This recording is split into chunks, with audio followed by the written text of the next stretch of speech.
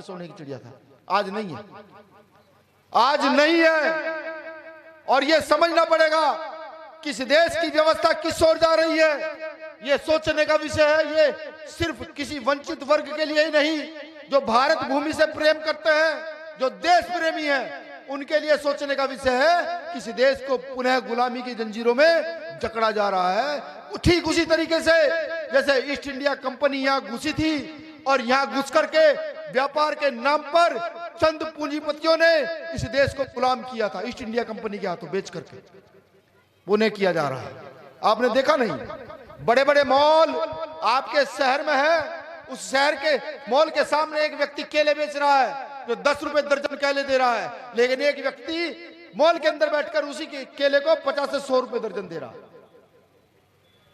आपने देखा नहीं है कि मॉल में घुसते हो तो 2 पैंट के साथ एक फ्री का ऑफर है, देखा है ना? तो जियो भी देखा होगा कि जियो कंपनी आई और कहा फ्री चलाओ फ्री चलाओ फ्री चलाओ, चलाया था ना, नेट फ्री चलाया था, रात दिन या नहीं चलाया था। और आज सारी टेलीकॉम कंपनी को खरीदा, जिसको खरीदा नहीं गया उसको तोड़ा और तोड़कर कह दिया अब 300 से 400 रुपए पर मंथ में तुमसे लूंगा। जो 1 साल में फ्री उन्होंने हमसे चलवाया वो 3 महीने में वसूल कर लिया। दोस्तों हम समझ ही नहीं पा रहे हैं, हम नहीं समझ पा रहे हैं, क्योंकि व्यापारी पैसा कमा रहा है और हम मजदूरी करने वाले लोग तिल तिल करके गरीब होते जा रहे हैं। सोचिए, समझिए, ये पुनः गुलाम बनाने का तरीका है। मैं यहाँ के बड़े बड़े मॉलों के खुलने से के एतराज में नहीं हूं, खुलने चाहिए, लेकिन वो गरीब व्यापारी जो बेचारा छोटा दुकानदार है वो कहां मरेगा जाकर के, जो तुमने फ्री की व्यवस्था चला दी। अभी भी सोचने का समय है, समझाएं उन लोगों को भी, उन मूर्खों को जो आज धर्म के नाम पर सिर्फ अंधे हो चले हैं, जो धर्म के अलावा कुछ और नहीं सोचना चाहते, समझाएं उनको। ये व्यवस्था ऐसे नहीं बदलेगी। अगर आप सोचते हैं व्यवस्था ऐसे बदल जाएगी, नहीं, ना जाने कितने कितने लोगों को भी भगत सिंह और उधम सिंह अशफाकुल्ला कहा इस देश में भी बनना हो, बिल्कुल बनना हो। अगर आप सोचते हैं कि यहाँ के अनुसूचित जाति अनुसूचित जनजाति के व्यक्ति को किसी बेटी को न्याय ऐसे ही मिल जाएगा, नहीं, नहीं मिलेगा। अभी मनीषा वाल्मीकि का जिक्र हुआ था, यहां से यहां तक 6 फ्रैक्चर थे, ये तोड़ी गई थी, ये हड्डियां, ये घुटने तोड़े गए थे। एक अनुसूचित जाति की बेटी थी, पड़ी रही 10 से 15 दिन, टीम को पता लगा, दिल्ली की टीम पहुंची, बात हुई, पता लगा, भाई चंद्रशेखर आजाद को हमें जानकारी दी गई, चंद्रशेखर आजाद जी निकले, पूरा राजनीतिक तंत्र सरकार ने सिर्फ चंद्रशेखर आजाद जी को रोकने पर लगा दिया। और अगर वो प्रशासनिक तंत्र उन बलात्कारी को पकड़कर ठोकने में लगा देते तो कितना अच्छा था। चंद्रशेखर आजाद निकले, मुश्किल से गांव पहुंचे, और जैसे ही चंद्रशेखर आजाद नाम का व्यक्ति निकला, फिर क्या था, फिर तो राजनीतिक दलों में खलबली मच गई कि अब ये दलित के बच्चे इतने दमदार हो गए हैं कि अब न्याय की डिमांड प्रशासन की और सरकार से ऊपर जाकर करने लगे। फौरन सारे नेताओं ने, चाहे वो माननीय प्रियंका गांधी हो बहन हमारी, चाहे माननीय केजरीवाल जी के नेता हो, वो चाहे अन्य पार्टी के नेताओं ने, सबने सड़क पर रोड मार्च शुरू कर दिया।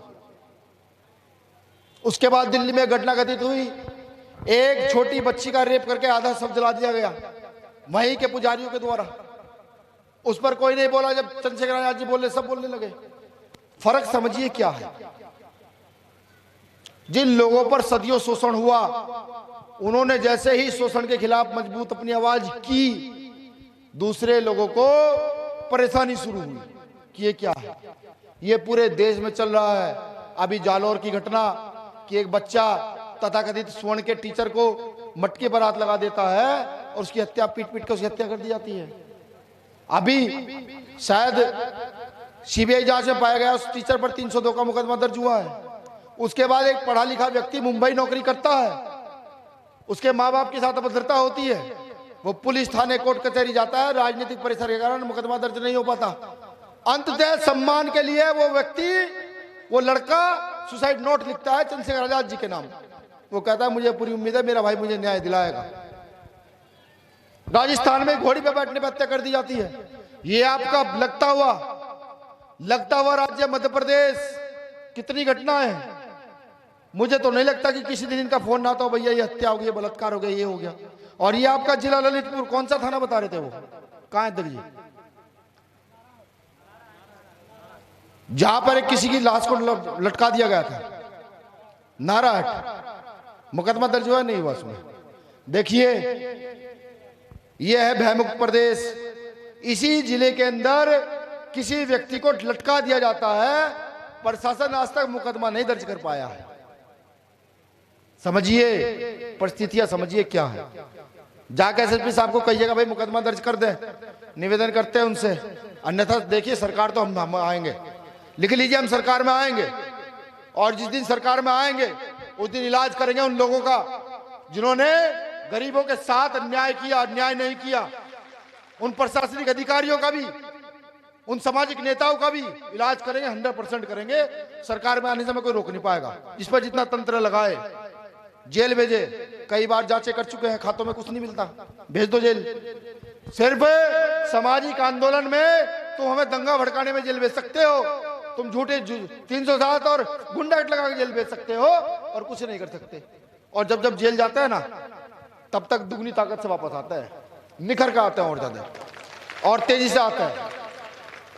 ते तो तय है कि यहाँ की सत्ता पर काबिज होंगे। मुख्यमंत्री रहे हैं कर्पूरी ठाकुर साहब की तरह कि यहाँ की राजनीति में हस्तक्षेप करके कुछ अच्छा कर सकते हैं। उनके लिए भीम आर्मी द्वारा स्थापित आजाद समाज पार्टी काशीराम के द्वार खुले हैं, आए और वहां कर राजनीति करने का काम करें। जो लोग ये सोचते हैं कि नहीं हम पर राजनीति नहीं आती, हम क्या करें, उनके लिए भीम आर्मी बाहें फैलाए खड़ी है।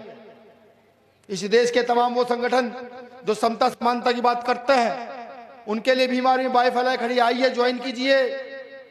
भीम आर्मी इस देश में ऐसी है कि जैसे बीजेपी की वॉशिंग मशीन में कोई आतंकवादी घुस जाए और इधर से घुसे और उधर से निकले, फौरन वो देशभक्त हो जाता है।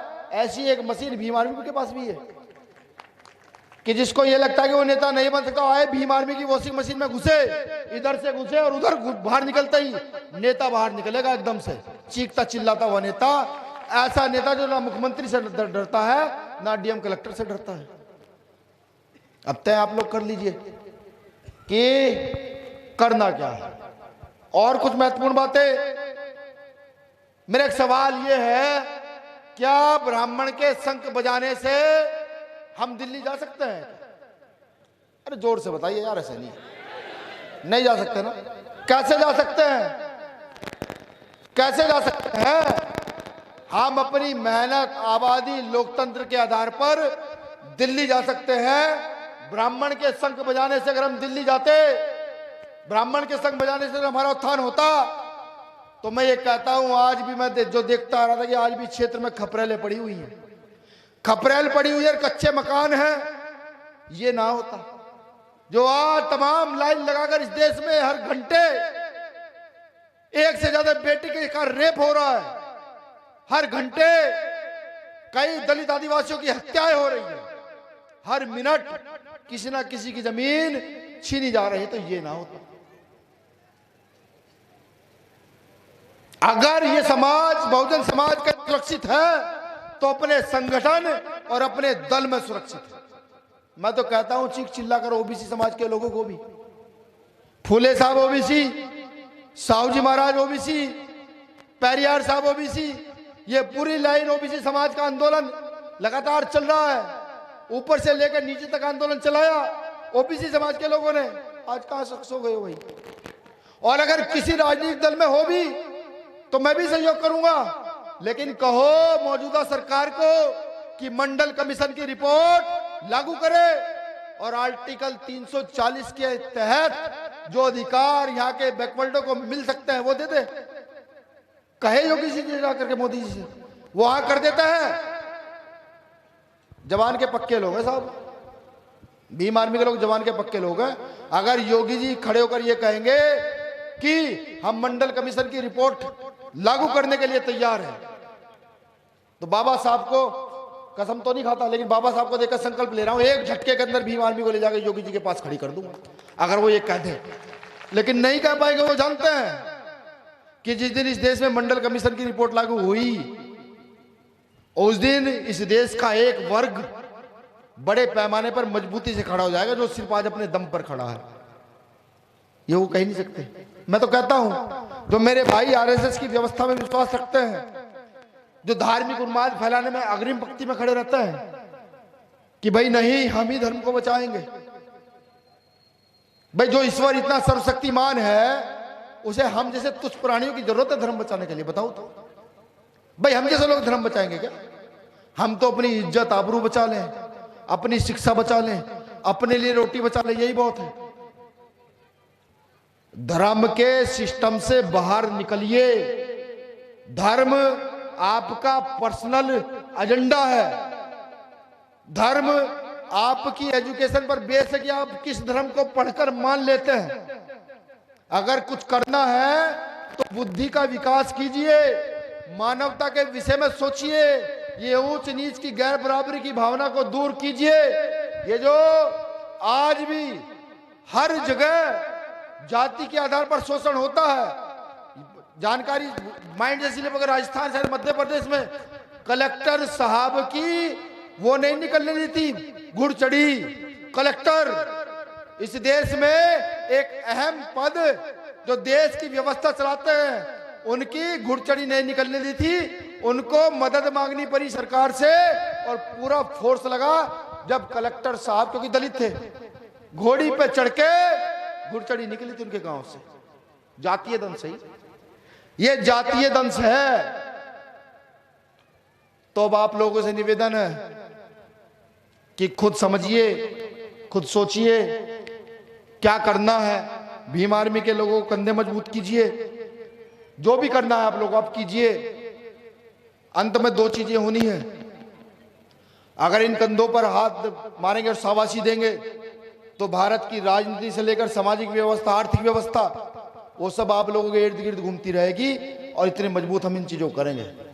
और अगर इन कंधों पर हाथ नहीं मारोगे, टांग खींचोगे, तो सीधी सी बात, अपने चार कंधे मजबूत रखिएगा।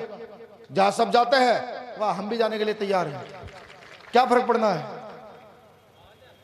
तो मुझे पूरी उम्मीद है यहां जितने भी साथी बैठे हैं मेरी भावनाओं को समझा होगा। ये भाषण नहीं है, ये मैंने भाषण नहीं दिया।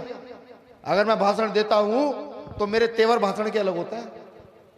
मैं जब भाषण देता हूं तो आप बोल नहीं सकते कि भी आदमी इतना जबरदस्त तेज आवाज में भाषण होता है। ये भाषण नहीं है। भाषण तो अब देना ही बंद कर दिया है।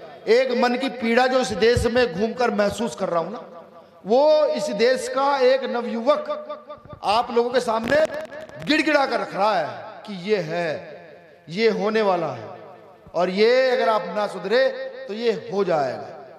अब आप तय कीजिए कि सामाजिक, आर्थिक और राजनीतिक तौर पर कंधा मजबूत करोगे या नहीं करोगे।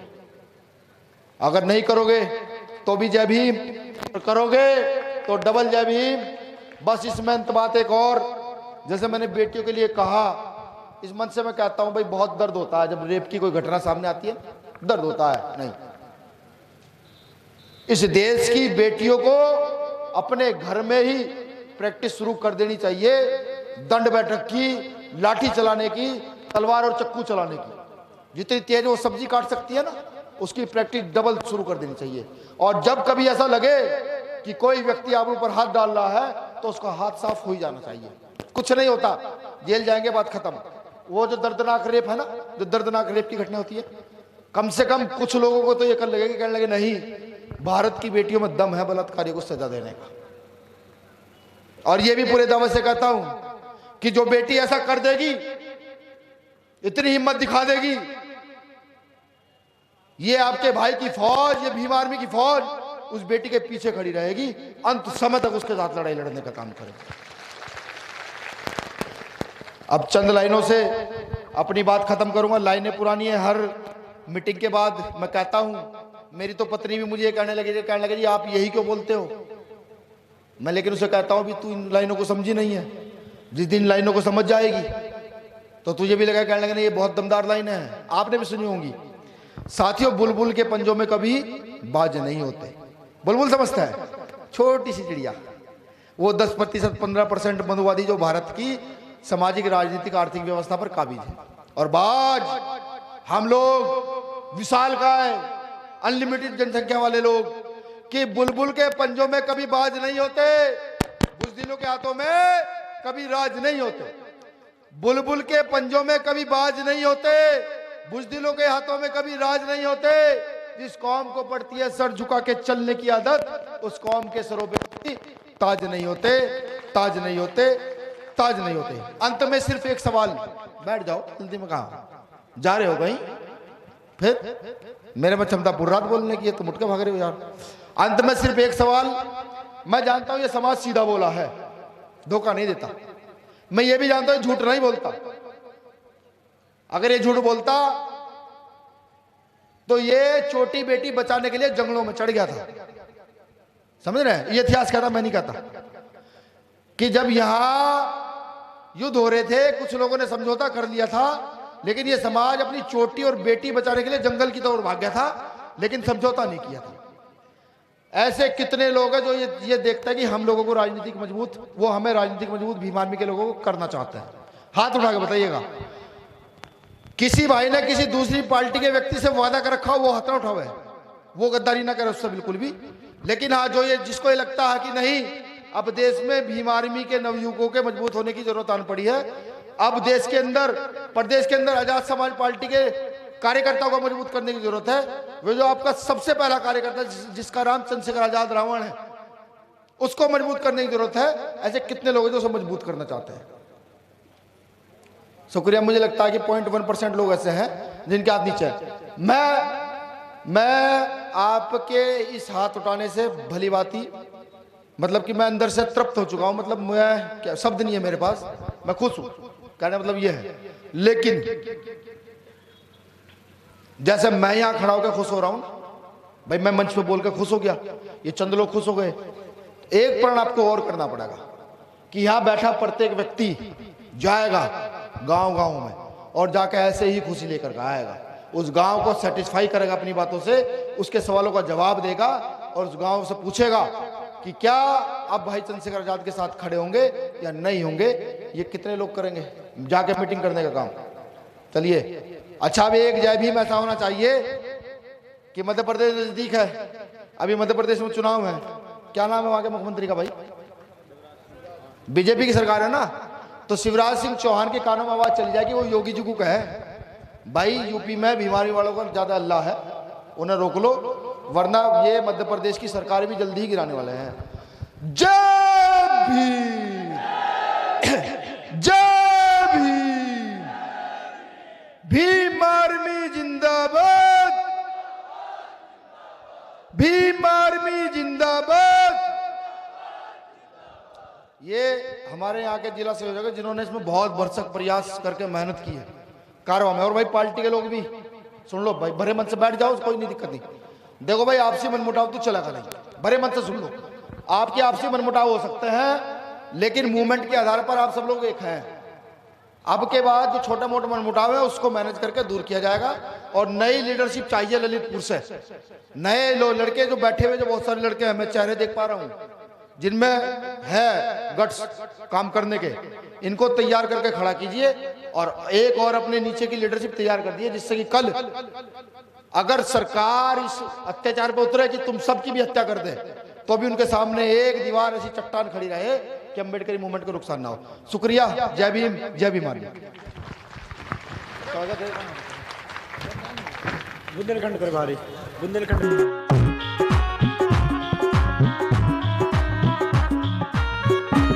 कानपुर की टीम भी जो है आके मुझ पर स्वागत करे। कानपुर की बैलवाला की खुर्द की टीम, टीकमगढ़ की टीम का बहुत बहुत स्वागत, अभिनंदन।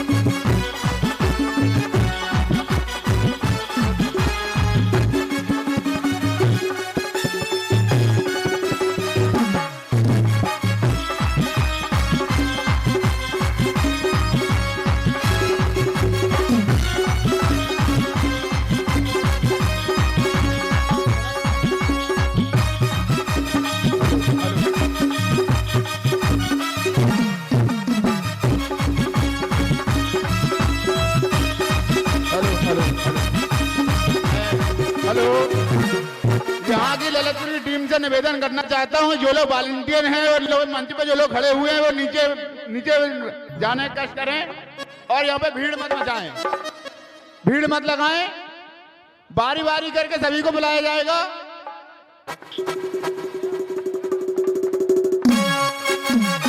अनुशासन इंडिया बनाए रखें, अनुशासन बनाए रखें, सभी भाई अनुशासन बनाए रखें।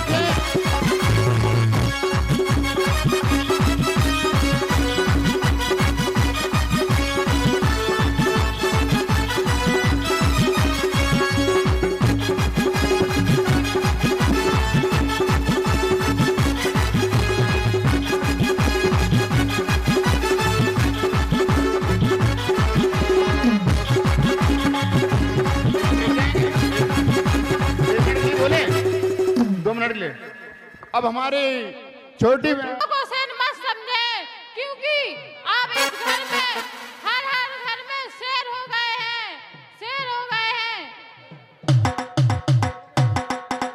Thank you.